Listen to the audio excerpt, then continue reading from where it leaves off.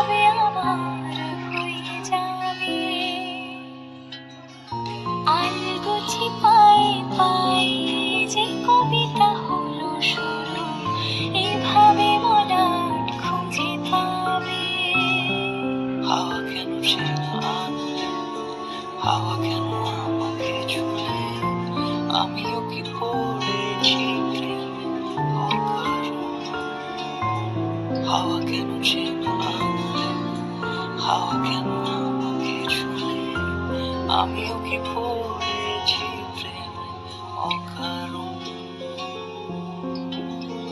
সেদিনও বুঝিনি আমি যে চোখে পড়েছি ধরা, এভাবে আমার হয়ে যাবে।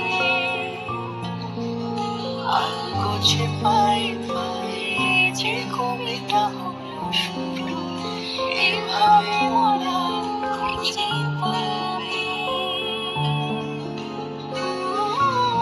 হে guys, good morning, welcome to my channel and welcome to my new blog. কেমন আছো তোমরা? আশা করছি সবাই অনেক ভালো আছো।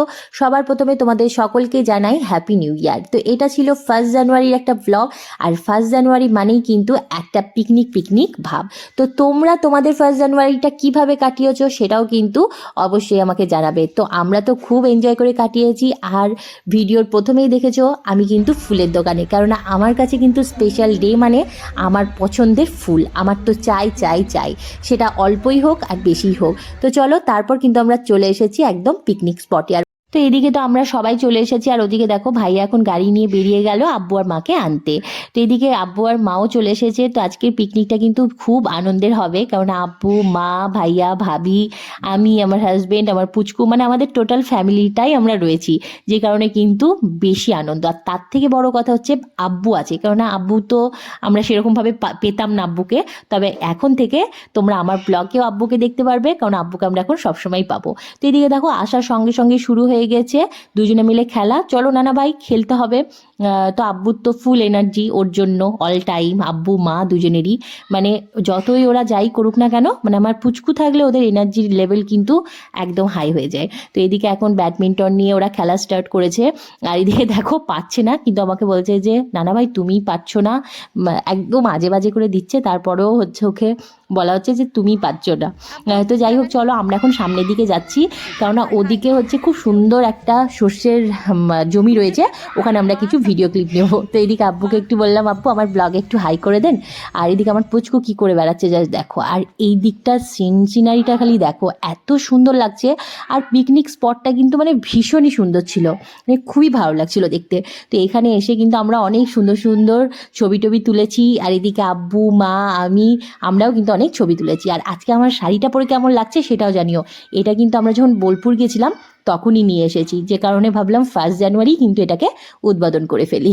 তো এই দিয়ে দেখো মাকে কিন্তু দারুণ সুইট লাগছে, আর আব্বুকেও কিন্তু দারুণ লাগছে। ওদেরকে কেমন লাগছে সেটা তো তোমরা কমেন্ট করে জানিও, আমি তো আমার কমেন্ট তোমাদেরকে জানিয়ে দিলাম। তো এইদিকে দেখো আমরাও কিন্তু এখন নেমে পড়েছি মাঠে খেলতে, কেননা আমি বা বাদ যাই কেন, শাড়ি পরে এখন কতটা খেলতে পারি তোমরাই সেটা দেখো।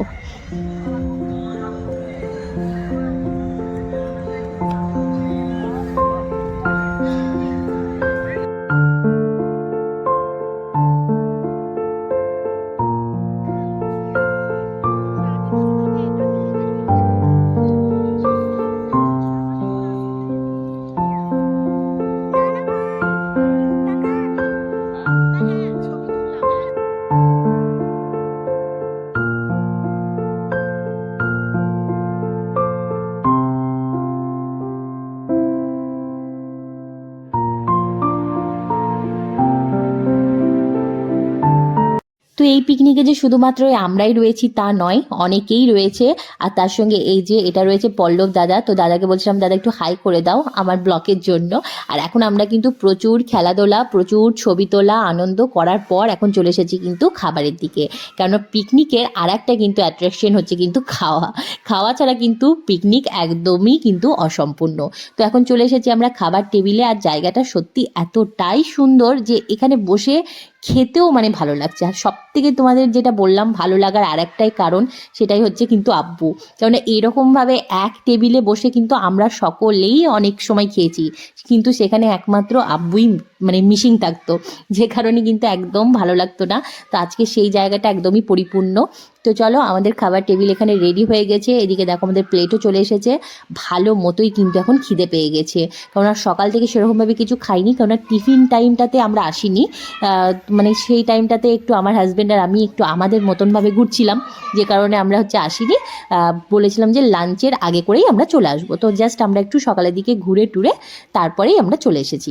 তো এদিকে দেখো লাঞ্চে কিন্তু দারুণ সুন্দর খাবার আইটেম ছিল, আর প্রত্যেকটা খাবারের টেস্টই কিন্তু মানে অসাধারণ ছিল, কি বলবো। এদিকে দেখো ছিল ফ্রাইড রাইস, তারপর ঝুরি আলু ভাজা, আর এদিকে কাবলি ছোলা আর চিকেন দিয়ে একটা তরকারি ছিল, যেটা কিন্তু দারুণই টেস্টি ছিল। আমি তো মানে সাদা ভাত মনে ছিল যে আর খাবোই না, মানে এত ফ্রাইড রাইসটা টেস্টি হয়েছিল না, মানে কি বলবো।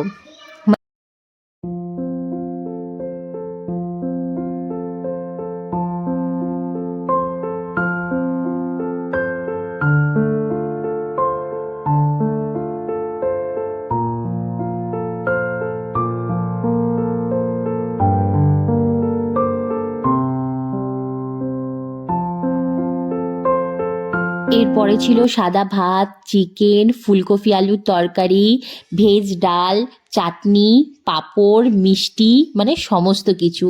দারুণ খাবার দাবার ছিল, আর প্রত্যেকটা খাবারের টেস্টই কিন্তু মানে অসাধারণ ছিল, কি বলবো। খুব ভালো লেগেছে, আর তার মধ্যে ভালো মতো খিদেও ছিল।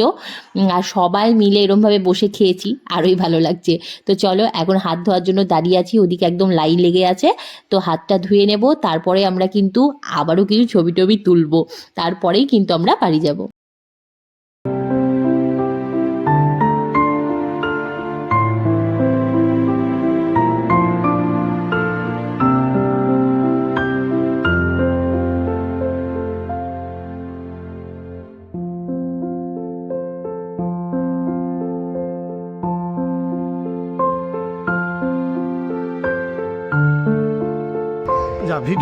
তো গাড়ি নিয়ে সবাই বেরিয়ে পড়েছে, আর এদিকে ভাবি আর আমি যেহেতু স্কুটিতে যাব, সে কারণে আলাদা করে বেরিয়েছি।